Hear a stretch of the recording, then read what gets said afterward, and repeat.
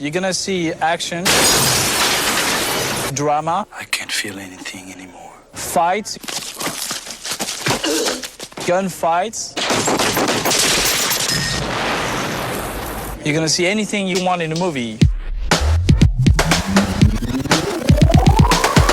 Welcome to Bargain Dinners with Gareth, Andrew, and Aidan as well. Hello and welcome to the very first episode of Bargain Binners, the podcast about the films we found at the bottom of the cinematic barrel. I'm Gareth. I'm Andy. I'm Aidan. And our mission is simple. Each week one of us will nominate a film for the rest of us to discuss, but with one rule. They must have purchased that film for no more than one of our measly British pounds. And as this is the very first episode, I have come to you mere mortals with something truly state of the fucking art. That's right, I'm nominating Albert Pyun's Nemesis, a film that's less cyberpunk 2077 and more cinema junk 1987. But before we move on to all things cyborgs, gunfights, and who could forget the film's true co-star, Thomas Jane's visible bellend, it's time to roll the trailer. Alex Rain is a human being. His life is more dangerous with each sunrise.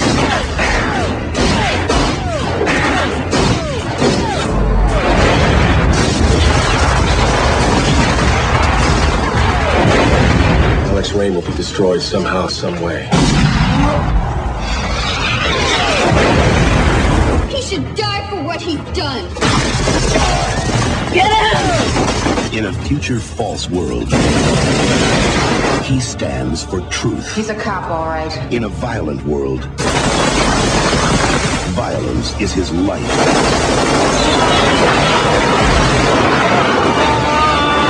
He knows he must face the human condition alone. It takes more than flesh and blood to be human, Alex. I can't feel anything anymore. Maybe you should take the time to find out what you care about, Alex. You're not really human anymore, are you? He knows the answer, but he doesn't know the question. I think he accepted the story. By the time he learns the truth, it'll be too late. Okay, so there we go. We've given you a little taste of what Nemesis is, so hopefully this is a film that you are familiar with. But if not, we're going to let you into what this film is all about. I mean, if any of us can even fucking decipher that. I will say I found this film on Amazon Prime, and it was free to watch on Amazon Prime, but I did notice that it was on sale on the Amazon Marketplace for 50p. So this does fit the bill. It's in under £1. I've not just bought it for less than £1, but I've got 50p to spare, guys. So, you know, I'm quids in at this point. Absolute value for money there, mate. Truly. Some might say that have been ripped off. So, what did you guys think of Nemesis? The first of our Bargain Binners episode. Well, I feel like I needed to take a shower straight afterwards. It was just so weird. It was so... God, well, let's just get onto it, I guess. There's just so many weird elements to it. The running is something that I've written so many times in my notes. He ran like a cartoon character or like Donkey Kong character or something. Did you notice? I did notice, and I noticed that he travelled great distances as well between shots. Like, all of a sudden, like, at one point, one shot, he was running through a junkyard, and then he gets to the end of that junkyard and jumps off a jungle waterfall. Yeah. I was like, where on earth is this junkyard? Yeah, he's always running like the floor's on fire as well. Like it's hot. That's where we need to build our warehouse, right next to that jungle waterfall. You know, maybe that was an Amazon warehouse. Oh dear me. Hey, roll credits. We're done. I'm just thinking because he's got like robot legs that you know, there's different settings, and he set it to cartoon. Something like that. Yeah. It's like the missing Monty Python walk. Yeah, it's a good job they weren't set to tap dance. It also felt like it wasn't filmed at high frame rate in slow motion, but rather they were moving slowly. It was weird. Yeah, and I will say as well, I've seen this film twice for this show. The first time that I watched it was just in a drunken haze a few nights ago.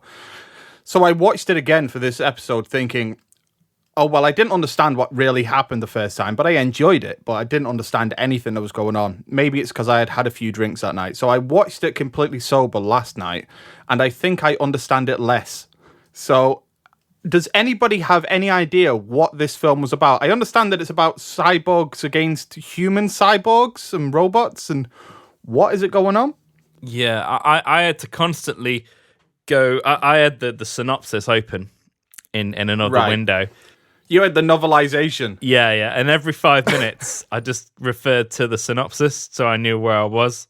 Because I did read the synopsis before watching the film and it didn't help. So I just had to keep going back to figure out what was going on.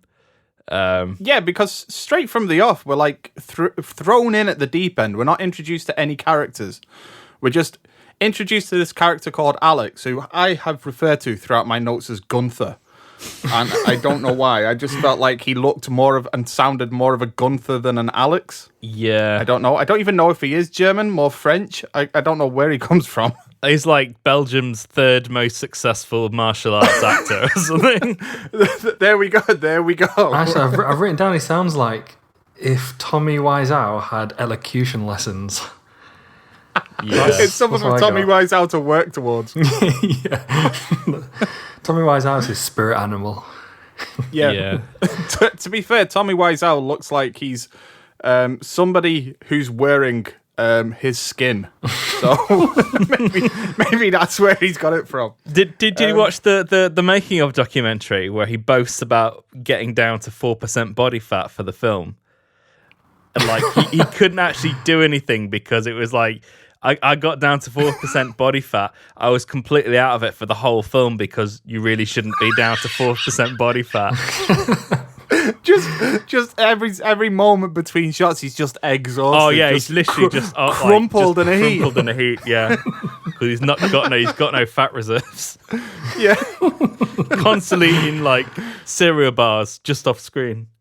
I think he might be just mostly special effects in this film. To be fair, they did bring in the guy that did Terminator 2, and it's just for that character. Oh. Yeah, I'm trying to think what happened in the first bit. Oh yeah, everyone's wearing sunglasses inside for a little bit. That happens. Yeah. Bit Matrixy. It is. Well, no, Matrix borrows a lot from this film. Yeah. And then it was funny, the soundtrack at the start sounds like the Oil Ocean Zone from Sonic or the Return of Jafar. That's what it sounds like. It's got this weird Arabian sort of woodwind instrument. And he shoots a woman in the head and says terrorist, and we have no idea. I still don't know what that was about. I don't know what the whole terrorism angle is. No, aren't they against? I'm just guessing here, really. Aren't they against the terrorist group? Are against robots and anyone who's got robotic elements to them. They're like purists, I think. But the woman he shoots in the head, I understand where you're coming from, and it's something that I was thinking as well.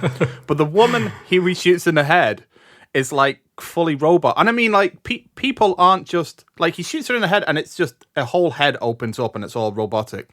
But people aren't just robots in this film, like futuristic robots. They look like they were put together with the kind of robot that you could put together with a Phillips head screwdriver. That's what they look like. they all come as Meccano sets. Yeah, exactly. Yeah, mostly Meccano, Lego, and chewing gum. Yeah. That's it. Bit of WD-40 will fix anything. You get delivered to you, and you get like a set of Allen keys to put it together from IKEA. If you lose your Allen key, you're fucked. That's it. Yeah. One part missing, and you just can't turn it on. The dick. The dick. Of course, it's the dick. Maybe that's the Allen key. To be fair, when he did say earlier on in the film that, like, because Alex does get shot up by some woman, and it's revealed that he's partially robot as well, like up from the chest down or something like that. And she says, "You're robot too," and he says, "I'm 87% human." 86.5%. That's it, yeah. I was really expecting to say something like, "I'm 3% human, all dick," just completely robot from top to bottom, one fleshy dick. I'm keeping that. Oh my god. Oh. There's that bit at the start where she's like feeling him in the hotel room with the red lights. The very, very, very beginning. Yeah. I think every time she grabs his dick, the saxophone plays. Yeah, it goes all Lethal Weapon. Yeah. Maybe that's an additional feature on the robot. Like just a button at the side. Saxophone demo. Yeah. Like one on the Casio keyboard. Yeah. Oh, the building site. The whole thing's a building site. Well, yeah. But it looks like they found this building site and then decided to film something there. Yeah, that's just Albert Pyun, though. That's his thing. If you watch some of his other movies, they're all sort of sat on building sites. I mean, I did coin a term for Albert Pyun films because they all share a lot in common with one another in that they're all shit. Yeah. I mean, this film. I remember I watched like the trailer for this the other day when you suggested it, and I text Gaz saying that this reminded me so much of one of his previous films, Cyborg. Yes, yeah, and which is also like set on a building site and features it is very dodgy looking robots and stuff like that. And you'd be pleased to know as well that his next film is a Cyborg Nemesis crossover. So we've all got that to look forward to in our future. Wow. And let's not forget he directed that amazing Captain America film. Yeah, exactly. Where Captain America's number one power is pretending to be sick and then running off with people's cars. Wait, what? You know what? So every time in the film, at any time that he needs to like go off on his own, and he's with a friend, they're in their car, they're driving across country, and he needs to do something without them just in case they get hurt.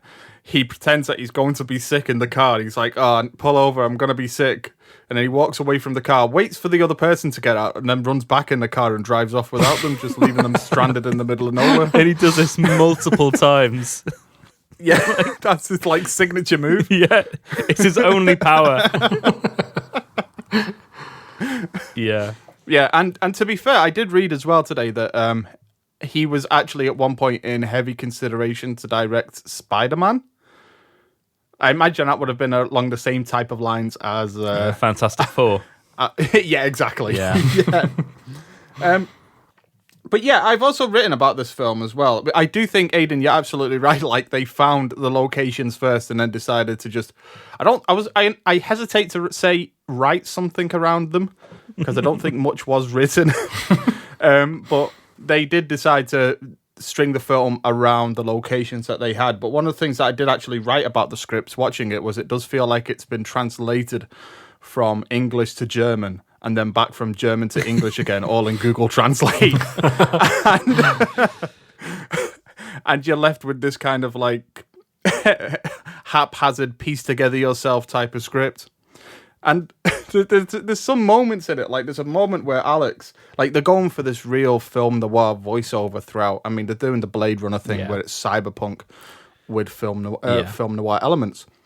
And they've got this voiceover and Alex is so fucking literal with everything that he says. Like, I've written down, like, one of the things that he says, he was listening to approaching jet engines, the kind the LAPD use in their vehicles.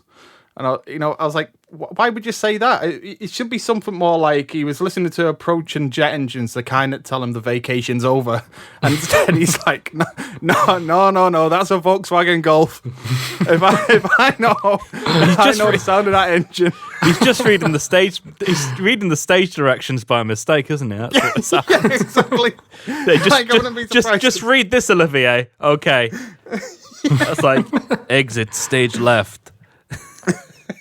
Parenthesis. Yeah. I will say though, I quite liked this film. I really quite enjoyed it. I thought it's bad. It's really bad. But like it's the type of bad film that I wish was made now as well. Yeah, I agree. For a direct-to-DVD film, it does feel like there's some pretty cool special effects and action scenes in it that are quite outlandish and fucking crazy. I think this was theatrical. Oh, was it? I thought it was direct-to-DVD. Yeah, so did I. I'm giving it too much credit. I think it was theatrical in Japan anyway, because I think it came out at the end of the year in Japan and then didn't come out until the following year in the States, which I think it may have been video, possibly. Oh, right. I mean, did you watch the making of documentary that they? I watched some of it. I didn't. I'll be honest. I watched the 7. I watched the 7-minute behind the scenes of it on YouTube, but it was it was quite enlightening. It's really something because they try and market it as if it's of the same level as Terminator 2. Yes, and it's brilliant because they mention it in the same breath as those films, and then when they start talking about the film, it's very quickly obvious that it's nowhere near in the same league because they start talking about all the groundbreaking special effects of Terminator 2, and then when it starts talking about this movie, it's like, yes, we're doing it the old-fashioned way. And there's an interview with Gene Warren. He's basically just said he doesn't say it, but it pretty much sounds like he's been given like 2 days to do all the effects. Yeah. So, it surely doesn't look like it at all. There is a stunt as well in this film that if you see the behind the scenes feature, that is incredibly unsafe. That whole segment where the tunnel falls over, not the tunnel, sorry, the tower big falls cylinder over. thing, The chimney. It falls over and they run away from it, just about escaping it. As it hits the ground, and the way that they did that was like it wasn't really like thought out. They just had the stuntmen stand underneath the tower while welders just cut it in half at the bottom, and then as it looked like it was about to fall, and they actually had to run away for their life. Yeah. And as it looked like it about to fall, the welders had to just run off to the sides out of shot. And then the stuntmen just had to run away. So they only had one real shot at it, and it could go one of two ways. Either they could do it right, or number two, everyone dies. So, well, yeah, I'm gonna rewatch it and look for the fear in their eyes now. yeah, that trail behind them that they left of just a brown skid mark. I've got a few lines written here. I don't even when I've been on the podcast with you guys before, I usually don't tend to write down the odd line, but there's just so many in here that there's one which is someone always winds up getting dead. Not getting dead. I wrote that down. Getting dead. It sounds like a wheeler dealer. Like, you've gone got yourself dead again. Fuck you know. Do you remember the girl who injures him in that whole scene at the beginning, that chase scene? He's definitely a cop. And then later on, he goes back to find her, and he orders a cerveza. and she comes over and she talks to him. And did you notice her gums? Oh yeah, I was just gonna say they're white. It's horrible, isn't it? Weird. Wait, what? They're like complete, like it's like gum. It's like her teeth are dead. So one of them has got 4% body fat, the other one is 100% gum death. Yeah, like when you buy like one of the cheap action figures and the paint hasn't been done on everything, so like, you know, the gums haven't been painted pink yet, and that's what it looks like. They're just all white on the inside. Yeah. Oh my god! I need to see the film a third time. Yeah, because at first I thought she was just like wearing false teeth or something like that, and it was going to be a thing, but then like nothing was made of it. So I was like, oh god, she's just got really bad teeth. I know. Yeah, I could smell it through the screen. Just, really wanted to pass her some Colgate or something. And it is weird in these films as well. Like normally, when you have a film that has a conflict between people who are robots and people who aren't robots, like I mean, as you would call them in real life, humans, you normally differentiate them by like when one of them shot, you see blood, that's a human. When a robot shot, you see sparks or Yeah. or whatever. That's not a human. And in this film, just everybody's got sparks coming out of them, no matter what. Like, I don't know who's human, who isn't in this film. I'm completely at a loss. This goes back to the story. I don't really know what it's about. I've seen it twice now. It's just a lot of a man of questionable origin talking a lot about very literal things that are happening on screen. It's like listening to a Arnold Schwarzenegger director's commentary. Yeah. Actually, off the back of that, can we just address... Everyone is fucking trigger happy in this film, and every gun seems to have an unlimited amount of bullets, and everyone has to shoot everyone. Oh, yeah. So many times. 100%. Like that bit where they burst through the wall in the hotel and begin shooting. He makes the Is it hole, Julian? cartoon hole, like human hole, and then kicks his way through it. Yeah, like Wile E. Coyote or something. That was hilarious. Yeah, and she takes some fucking punishment as well. Like, she gets not just obliterated, but cut in half, and then has her eyeballs poked out as well. And she's still on the floor, like, I'll be back. I'll be seeing you guys again. It's like that fight with the Black Knight from Monty Python. I think that was my favourite scene in the whole film, just because they went through all the trouble of showing her robo-tit when she's lying on the floor. Not just the one boob hanging out. Oh, yeah. Perfect hole. Yeah. At least they saved me this. Yeah, you can really tell that this is... I mean, obviously the company had pretty much dissolved by this point, but if it was still around, this would be a canon film. Yes, no doubt about it, because all the people that were involved in this film had come from that stable. So yeah, a lot of this sort of like borderline exploitation cinema was very much alive in these kind of films at the time. Well, I think just before that scene's the second ass shot. Ass cam. Yeah, when he gets out of the shower or the shower room. Yeah, I think there's a special feature where you can watch every scene from ass cam. They've just shot every single scene with one camera from the point of view of an ass. But that's it. If it was the point of view of Albert an ass. Pyun's like, this is the important. This is the focal point, guys. This is where the story's being told from. But if it was the POV of the ass, it would be always at ass height, facing away from the action. Like, it would always just be walls or corners. No, it's like, I nearly said over the shoulder. It's more like over the hip. Around the cheek. It's like that surveillance device they put in him, but they accidentally put it in his ass instead. Like, so they're just like spying on him, but from his asshole perspective. And is that bit in the same scene? I mean, this scene is an embarrassment. Of riches. That scene is like the middle of the film anyway. It's just like, it's very, very long. And they take out his eyes at one point to take out the surveillance chip that the coppers are using. What's his name? Farnsworth is using to spy on them. They take the surveillance chips out of his eyes. But I was like, God, I hope he has to spend the rest of the film with his eyes out on stalk. Yeah, like a slug, just like a snail. They get ambushed, and he has to just leave it like that. He can look round corners with one eye. Just when two people come in, his eyes both go in one on each. If someone comes up behind him, he could just look like just curl it behind him. Yeah. Oh man, I do like. What was the Chinese village he visited? Oh, Shanglu, yeah. I love it when it's like he walks down and they're like, right, okay, we've got to make LA or wherever they filmed it look like Shanglu. So they just hire one old Chinese guy just to sit there and do nothing. And then as he walks along, you just see all the LA palm trees in the windows and stuff anyway. I think it was Hawaii. That they filmed it. Oh, was it? Okay. Yeah. Yeah, but even so, there's like nobody really there. There's like one or two people really to like.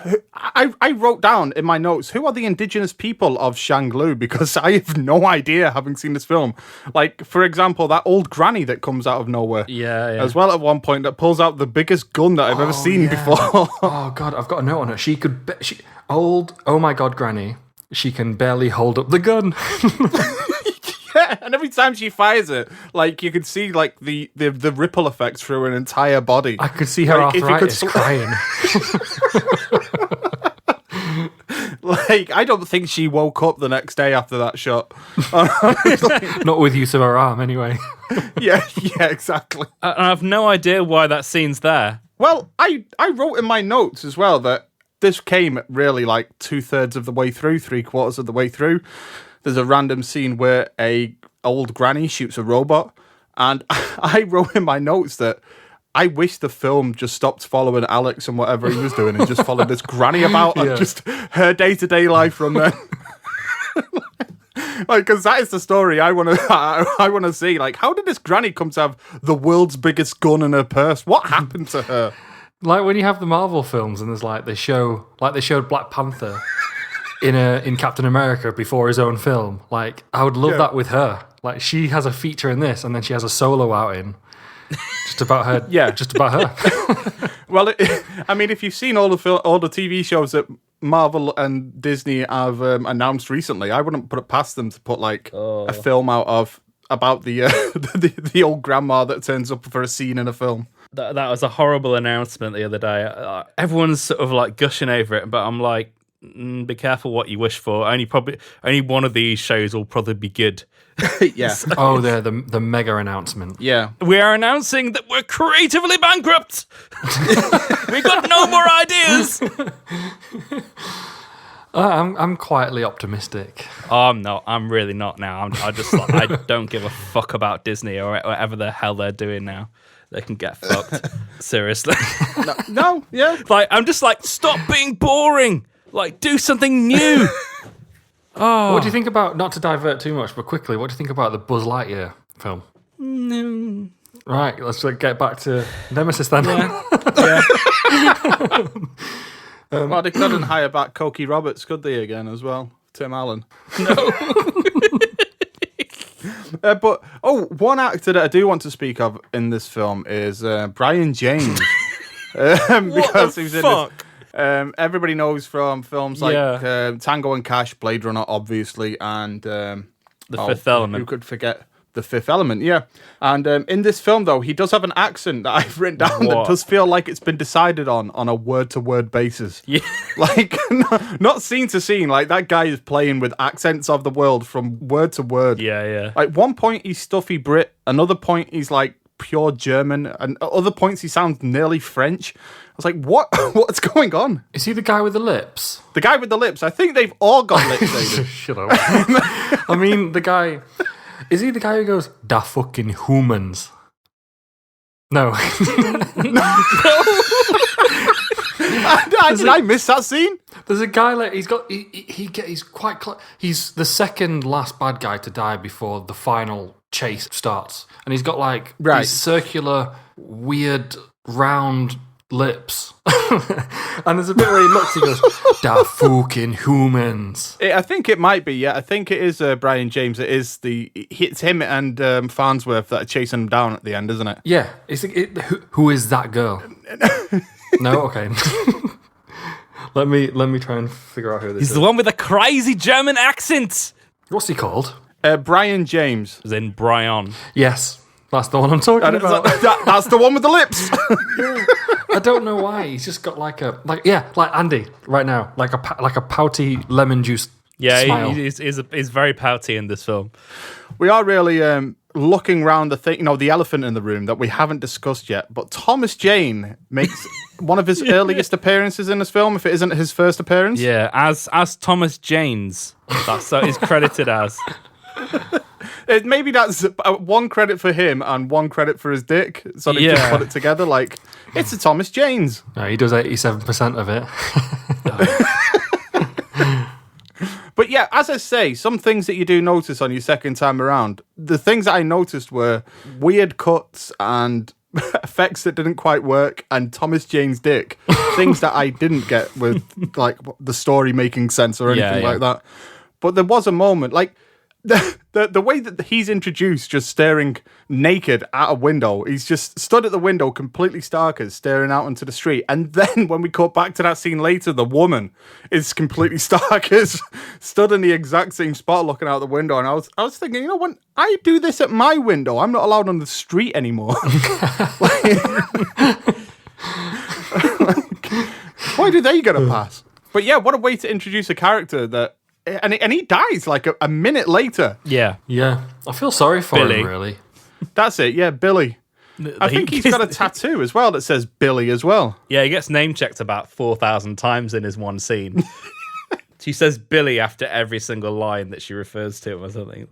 It was strange because, like, this film, you don't expect to see big names in it. And I was like, when I first watched it, I was like, oh yeah, that guy looks like Thomas Jane. And then I went and looked at the thing. And I was like, oh, that is Thomas Jane. Okay, fair enough. But I don't know. I don't understand it with Thomas Jane because that's his stage name. That's not his real name. So I don't know where the Jane bits come from because I think he's just got a regular surname. But I don't know where the Jane's bits come from either. Like, I don't understand why he's referred to it this time as Thomas Janes. I know what I honestly think, that it's just one of those credit fuck-ups. Yeah, maybe. Somebody's just simply wrote his name wrong. It's like it's his porno name or something. But yeah, and you can't really say that the mighty have fallen, considering that he's like for him at this point in his career, considering that his last film was Money Plane. the very famous direct-to-DVD film that came out that's supposed to be about a casino on a plane, but it was shot on like a 2-seater airplane or something. Was the guy who either owns or was the concierge at the hotel? Is he the antagonist from Karate Kid 2? He might be. I know that not the concierge at the hotel, but the one that he's speaking to over the camera. I can't remember his name. It's something like Angie or something like that. Or maybe I'm getting that wrong. But he's the bad guy from Mortal Kombat, the movie. Yeah, I recognise him. Yeah, but I'm sure the other guy, the guy I'm talking about was probably my favourite character in the whole thing. I just thought his delivery was quite funny. Was it Yashiro, that character? I can't remember the character names now, but I think that guy was called Yashiro. You're something. I genuinely think that there are some funny moments in this film as well, like especially with that character. There's a moment that genuinely made me properly laugh, and that was when we're introduced to the guy from Mortal Kombat and all of his cronies as they're huddled round this this video screen, looking through a camera at the concierge of the hotel.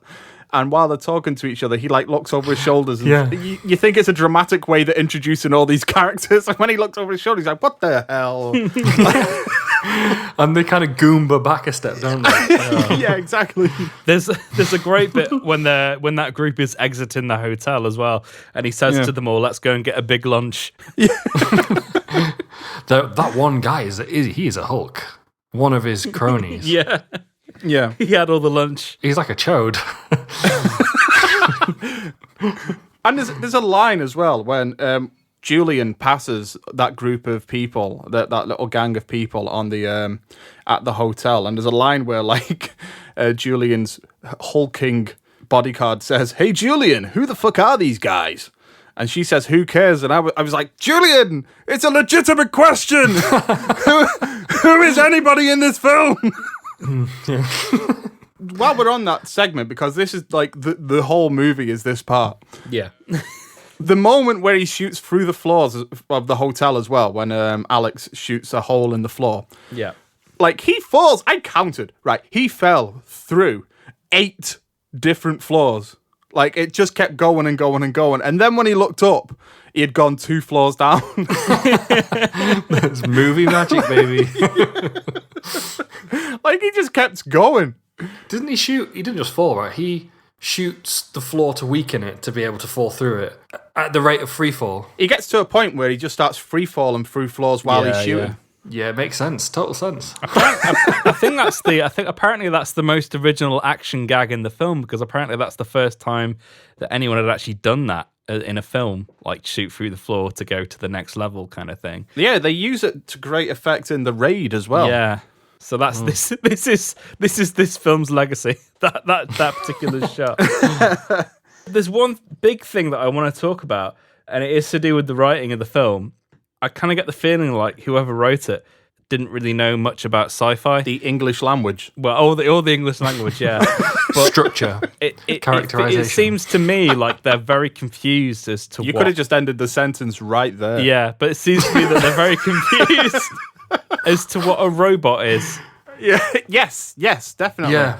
And what a cyborg is. Yeah, because like Alex is a cyborg, right? that like in sort of sci-fi definition, he is a cyborg, whereas the actual cyborgs aren't cyborgs; they're androids, and it gets very confused with itself because it doesn't seem to know what the terminology of these things are, which is even more confusing considering the fact that Albert Pyun directed a film called Cyborg, which actually featured them in their correct like way. So it's like if the director should really know. On that point, because this is where we're going to get hung up the most, and I think where we have through the episode is really just deciphering generally what's going on and what the terminology is and who everybody is. But since you've read the synopsis to the story, I struggled the second time around because I wanted to make sense of this. Yeah. What is the mission that Alex is on? Because the LAPD want him to do something. Farnsworth wants him to do something. Like, as far as I know, he wants him to meet up with Julian to get some sort of hard drive disk or something like that. But Farnsworth sends everybody else after him anyway, with him anyway. So what's the point? Why doesn't Farnsworth just do it himself? Yeah, I think the idea is for him to send him on this mission to get, was it Jared? Her disc, but then follow them. I think really it's just to get to the Red Army Hammerheads, but their mission is to get Jared's disc to them so they can upload it and destroy this duplicating factory. I mean, so much of this... Wait, there's a duplicating factory? Yeah, so much of this is off screen. It's unreal. Like, when you read the synopsis and it breaks down what the film's actually about, I would say about half of it they didn't shoot. So the big bad of the film is that female android at the beginning who's with the blonde hair. The one that shoots the dog? Yeah. That is because she's a prick. She is the big bad of the film, but she's only in that one scene. So when they're talking about this android that's duplicating people, and Farnsworth is the duplicate of his old boss. Yeah. That's all her. That's it's her that's doing all this. But because she's only in one scene at the beginning, and then she's only referred to by name, I think once more later on. Right. Like I think that's the crux of why this film doesn't make any sense, because really she should be in the film a lot more. Andy, they need to do a version of this film. Like when people that watch something who are deaf and they have somebody at the side of the screen doing the international sign language to tell you what the whatever it is that they're saying it's about. We need you just at the side of the screen for this film, just talking us through it, like scene by scene. If you were green screened and you could pause it. But you would keep in motion, and you could have like a stick just to point to things that are happening to explain it. And you'd have to do that like 20, 30 times. Yeah. Who's the woman at the end? Is it like his ex-partner or love interest that... It seems to be a love interest. She's just a conscience now, a consciousness. Yeah, so based on the synopsis, so Jared and Sam, who are the two female androids at the beginning, they are his handlers when he was working for the LAPD, and they're both androids, and him and Jared were once in a relationship, but that's over now. Yeah. And then at some point off screen, Jared escaped with all this background data on Sam, but then her body got destroyed in the process, so she's just on disc. And then her mission is to get to the Red Army Hammerheads so they can destroy all the duplicating machines. I can't believe there's a legitimate story just hidden below the surface. I mean, I know we've talked about it on Popcorn Digest and Best Forgotten Movies, where when people do remakes and stuff, the best thing to do would be to remake a bad film. This could be a candidate because there is some sort of story there, but it's like half of it wasn't filmed. So I agree, and I think it's almost a shame because I like some of the special effects and action in this. I think it's a fun watch, considering, like, as I thought watching it, there was a direct-to-DVD movie, and it may have been over here, but as you say, it's had releases theatrically elsewhere. But there are some, like, cool special effects gags in this film as well, like, especially when it comes to, like you say, the gross out bits where, like, he's having his eyeballs taken out. When that guy, the bodyguard, who says, it works better when it's when you reload it. And he goes, thanks for the tip. and then reloads his gun and shoots him in the head. And you see him in the bath with his like his throat all opened up. I was like, these are like cool little moments that in a bigger film, in a better film with a better story would have more impact. Yeah, and even the bit like that big scene in the middle where she's like cut in half and like crawling across to try and get the gun and stuff like. Yeah, reaching out for her other tit. Just I mean that in a better film would be great. And also the thing that makes me laugh as well, like you've got all these like android sort of cyborgs, and half of them are middle-aged, which made me laugh because it's like all the stunt people, they couldn't get all the top stunt people, so they just got all the guys that were just about to retire or had retired. So like the bad guys are all running around, and they're all about 50 or 60, and not really in shape. Yeah, you can see the outline of an inhaler in the pocket. Yeah, I mean, even that guy that old granny mows down he's pretty old. It's like, oh yeah, what was the bit where when he first gets to Shangri-La or whatever it's called? Shanglu, that's it. And he walks and he takes out all those people without lethal force. And then when he turns the corner, they all get up. Yeah, that's what I was thinking about. They're all cops. It seems like the coppers have sent them.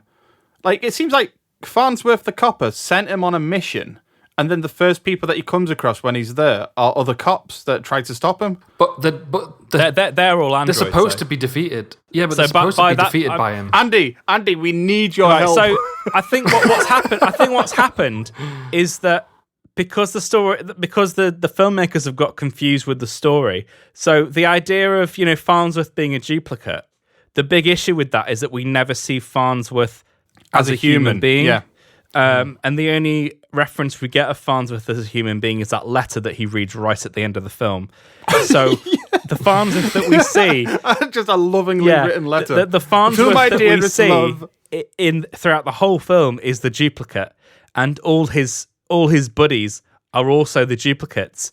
So it's like there's this huge part of the film that's missing. Yes. Which would explain so much, and it's just not there. And I'm not sure whether it's one of those things, because they do mention it on the making of documentary that they didn't have very much time to make this film.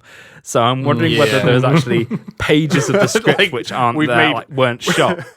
We've shot 40% of the script, and most of it is just people sliding down a fairground slide. Yeah. I think that's enough for them to understand what's going on.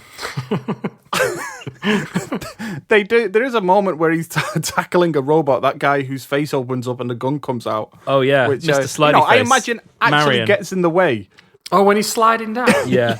Yeah. Yeah, when they're like sliding down in the industrial park, I was like, that is a legitimate fairground slide. Yeah. There's no way that there's any industrial warehouse that has needed that slide.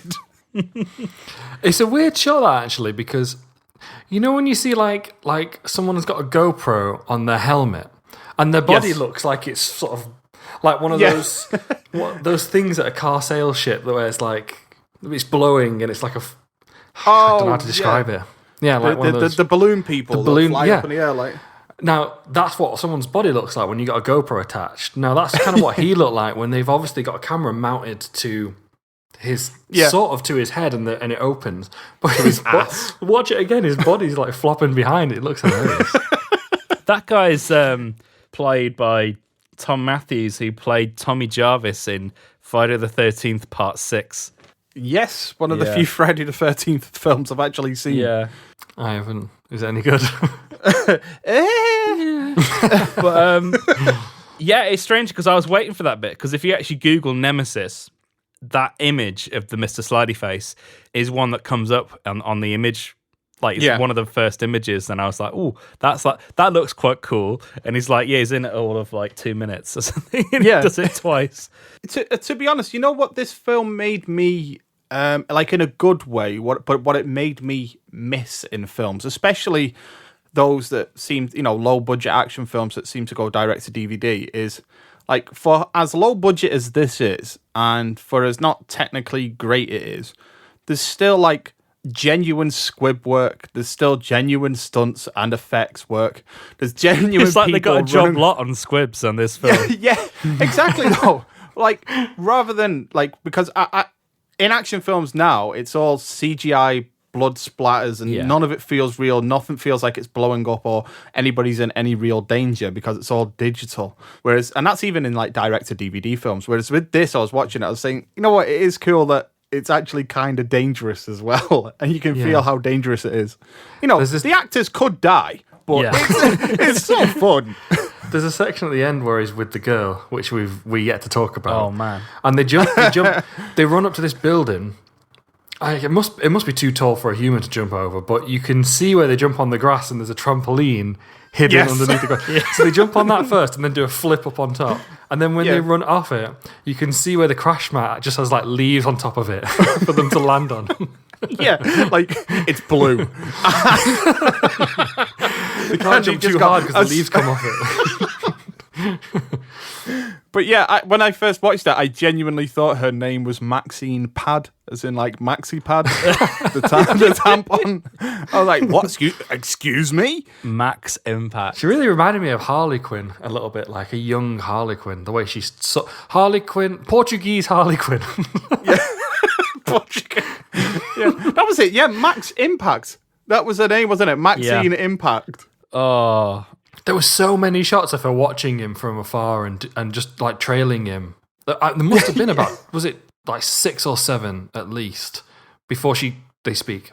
Yeah, normally, like with a character like that, you introduce them once or twice so that you establish that she's watching them. She's like, I reckon if we paused it, she's in the background of every scene, like just peering through the window, just over the windowsill in the hotel, just like the ghosts in Haunting of Hill House. Yeah, or 3 Men and a Baby. What? You don't know about the story of the ghost in 3 Men and a Baby? Oh yeah, no, I do. It was a cutout, right? Yeah, Ted Danson cutout behind the curtain. Yeah.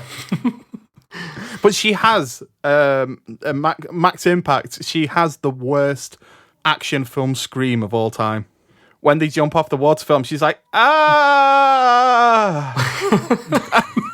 That's it. There's a really strong scene when the Chinese guy, the guy who's Angie. Yes, thank you. When he dies, and she has that bit where she keeps turning to look at the body and turning to then speak to him, and she does it about 3 times in the scene, and it's all I could think of was that she didn't know her lines, and she had like a cue card behind the barrel, so she kept going back to read what her next line was. And she turns back to him to say it. The whole script page just up at the side of his head. Yeah, that's what it felt like. I think she wins the award for the worst line deliveries in the film. Like she's consistent as well. Like yeah, but it's a dead heat between her and our main guy Alex as well. Like he's his line delivery one after the other. Like you've said, he's worked 100% on the body fat. Not a single moment on rehearsals. Yeah. It's all about that body fat, baby. Yeah. And they've got this reoccurring line as well that comes at the end of the film. It's mentioned earlier. It comes in at the end as well. But that line is, and it's supposed to be like the badass line of all time, but it sounds like something that you could hear at a gay club, and it's, when I pull it, I use it. Like that. I was like, please stop pulling it. I can only get so erect, sir. Is he pulling his finger and farting? Is that what yeah. Oh, shit. But instead of farting, because he's a cyborg, it's like a flamethrower out of his ass or something like that. Just beeps, like smelly beeps. Oh, what is with the fucking beep light thing that they just forget about every now and again? Like this, they introduced a ticking time bomb, literally a ticking time bomb. Yeah. And they keep forgetting about it like all the time. It's like, oh yeah, there's that. Yeah, we forgot about that. Do you actually know about that? What it is? It's a bomb. It's to stop the bomb from going off. Yeah. Okay, cool. I thought I could have explained one thing in this film. You have to take that away from me, guys. Aidan, I'm sorry. Go on. You explain for us. No, it's too late now. It's too late. I can't even remember anymore. I don't want to. But I think in movies as well, like normally you see it like countdown to the end, and normally they diffuse something when it's at like the last moment. Yeah. In this film, I'm pretty sure he's at like 3 bars or something when he gets diffused. It starts at 4 bars, and like about 5 minutes from the end, he goes, "Oh fuck, it's gone down to 3." Yeah. And then they diffuse it. And yeah, it's just dealt with off screen again. It's like, oh yeah, well, we sorted that. We don't have to do that now. It just made me relate to that kind of like end of day iPhone anxiety when you're out and you've not got enough battery left to maybe call your partner or to get an Uber or something. Yeah. Yeah. Or it's like when your phone's a bit dodgy and it's at 1% all day but still doesn't go off. Like it's just... I had a phone like that, yeah. And it was like, it would stay at 30% for like about 4 hours and then it would just go right down to 1. Yeah. And you would get no warning whatsoever. I reckon that's what he was like. He was like, sorry, it's 3 bars, shit, bang! It would have been great if there was a scene where he like had sex with that girl. He's on 3 bars and like it goes down to 2 and he just looks at the camera and goes, worth it. Time well spent. Oh dear. I might say, I'm the bomb. Sorry. You can have my heart. I guess there's one thing that really encapsulates how much this film just misses the mark. Just misses the mark. It's with the big final confrontation between Farnsworth and Alex, where they're fighting on the jet that comes out of nowhere. It's like out the side of a volcano. Yeah. And I think it's a cool little cheap stop motion battle with some like there's a horrible moment where Alex gets his old like forehead and scalp ripped off, which is actually kind of gruey. But of all the things that you could do, when they kick Farnsworth off at this point he's a horrible robot that seems to just keep repeating state of the fucking art, Alex. but when he gets thrown off the jet over the volcano, you're like, yes, this is it. Land in the volcano. This is the moment that you have. He lands in the lava and you have this big Terminator moment. And instead he just kind of like lands at the side of it and explodes. And you're like, oh. I really enjoyed. I really enjoyed his death yell as well. It's like, oh,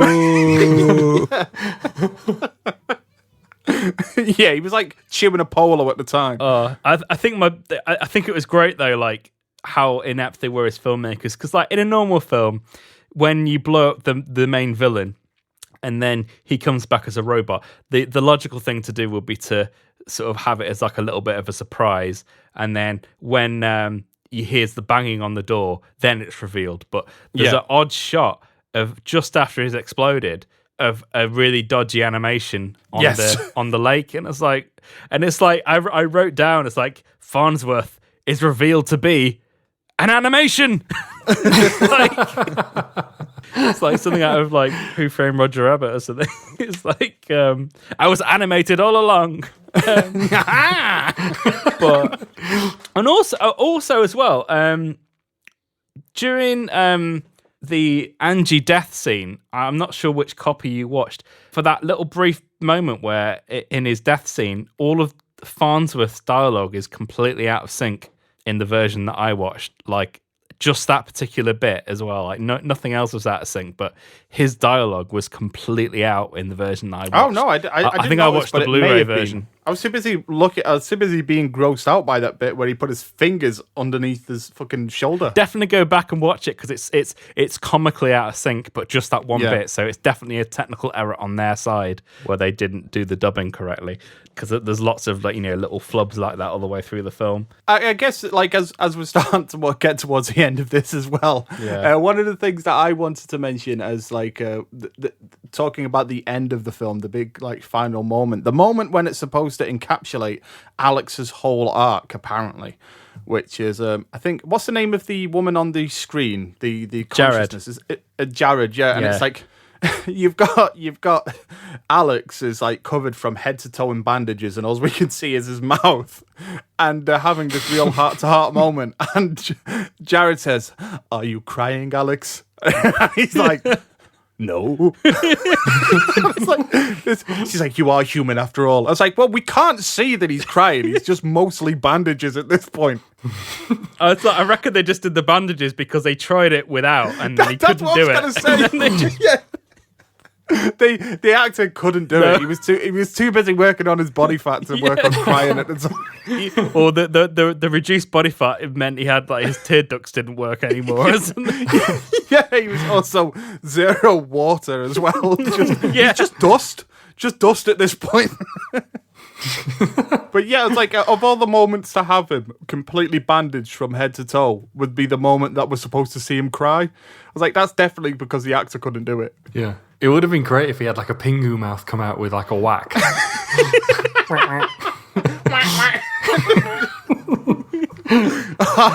Are you crying, Alex? Oh dear. I liked it at the very, very end. Actually, it gave me a good chuckle. The credits.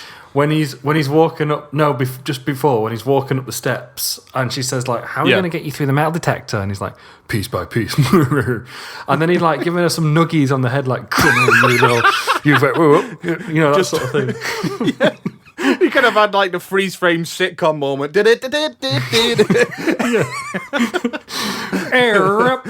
Nemesis was filmed in front of a live studio audience. And then you've got the shot of them from far away with the sequel voice, the sequel potential voiceover. Yeah. Like, do we kill him now? No, let him live. Not yet.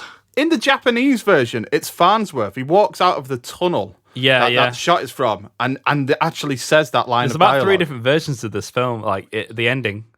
What? And you actually see him? Yeah, you actually see him. So PlayStation 2 Terminator. Yeah. It's just mostly just triangles, like early PlayStation games. Call me Polygon. You know what? I thought as well, like, okay, so this is Nemesis. I've just seen it from start to finish. Don't really get what's going on. But I tell you what, I'm going to watch the first 5 minutes of Nemesis 2. Just to see does it follow makes on? it any clearer for me. No. It doesn't, but it's like in the first 3 minutes, they go through, the narration talks us through about 3 different time periods. It's like 77 years since Alex did blah, blah, blah. The cyborg war started 10 years after that. And then it kind of cuts in with these characters. And then a character steals a time machine and travels back in time to like when the film's set in the 90s. So I watched the first 5 minutes and I'm even more confused about what the hell this film's about. Apparently, like, one of the characters steals a time machine from another cyborg that's traveling through time. So I think that might be on our list. If we can get that for less than £1 somewhere. Aren't there like 4?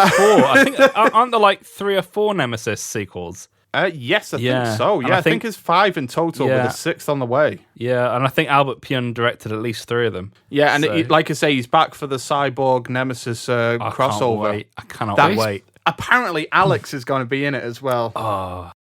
Which version though? Because isn't the one in the sequel a girl? Like, who's like 6? No, it's played by the same actor from the first one. Oh man! So yeah, I think it could be on the cards if we can get it for cheap. Remember, less than a £1 or less could be on the cards. Oh, also, did you guys read the credits? No, I was too busy applauding my TV screen. So I'm like, yes, bravo. You know, some low budget films when they probably didn't have that many crew members working and they just make up names to fill up the fill up the quota. Very much like, you know, like Neil Breen, where he actually has a little star saying these names are fictitious. And all these jobs were done by Neil Breen. Yeah. I swear that they put in some fake names as a joke. Because in the FX crew, you've got somebody called Yolanda Squat Pump. That's great. I do a Yolanda Squat Pump most mornings, to be fair. And then you've got someone called Evan Brainhard. And then my personal favourite is the contact lens consultant, who is called Dr. Morton Greenspoon. That sounds legit to me. Yeah. Oh, I hope Yolanda Squat Pump isn't listening to this crying. Like, oh, once again, my credit has been sullied. But yeah, Dr. Morton Greenspoon. It's like, Mum, I told you that stage name wouldn't work. Oh. Listen, you come from a long line of squat pumps, and goddammit, you're going to use the family name. What was the second one? Evan Brainhard. Brainhard. He did well at school, Brainhard.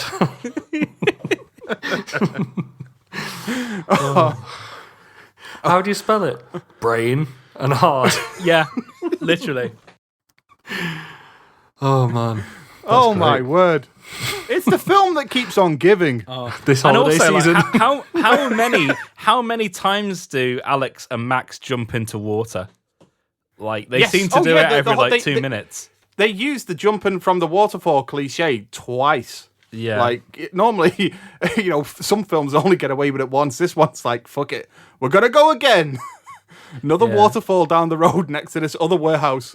How many times do people jump in general? Like so much that I actually it'd be great to Photoshop lot. skateboards underneath their feet.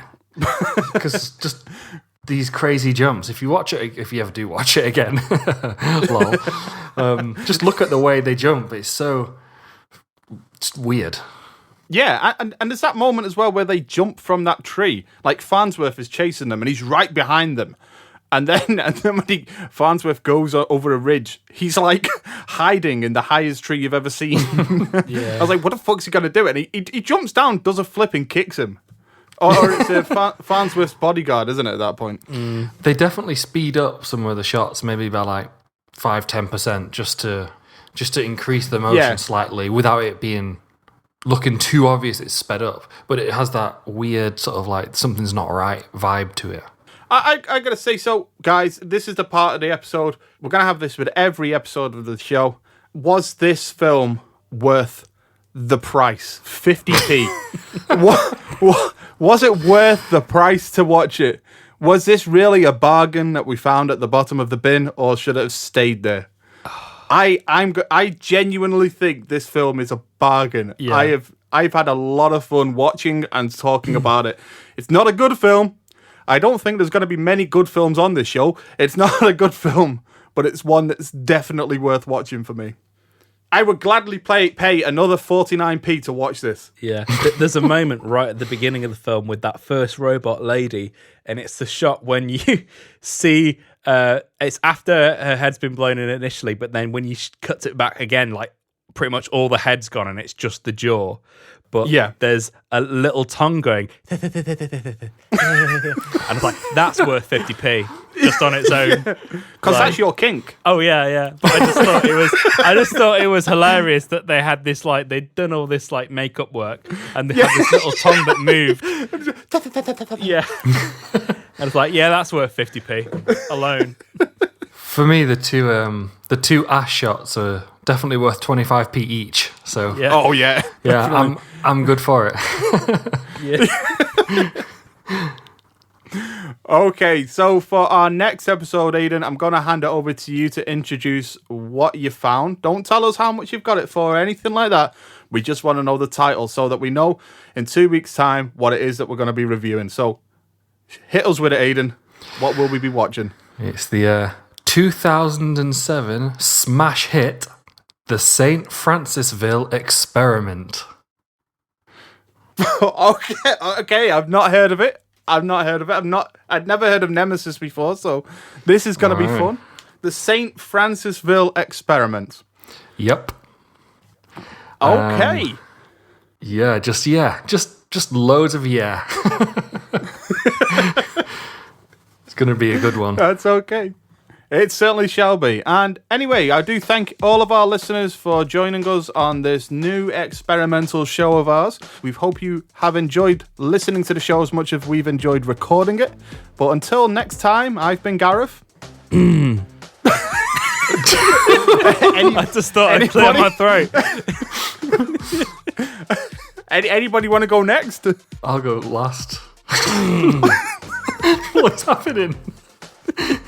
All right. My brain's breaking down. That's what's happening. Okay, so I've been Gareth. What's going on? I'll go next. Yeah. I'm confused. Okay. What's going on? I thought you were going to start again. What to do? You All start. right. I'll go second. So until next time, I've been Gareth. I've been Aidan.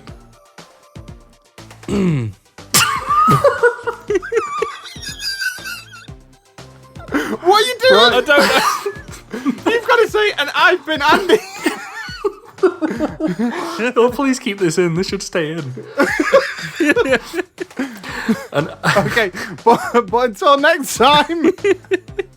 I've been Gareth. And I've been Aidan. Oh, fuck. Oh, God. Okay, one more time. Last time. I'll go third because I'm the new. All right. the new- But until next time, I've been Gareth. I've been Andy. Oh, shit, you did it. What's going on? Right, sorry, Matt, that was me. Okay, one more time. Last time. This is the time. This is it. Okay. But until next time, I've been Gareth. I've been Andy. And I've been Aidan. Thank you for listening. I was just fucking with you. I know you were, man. It was great. It was great. Oh, dear me.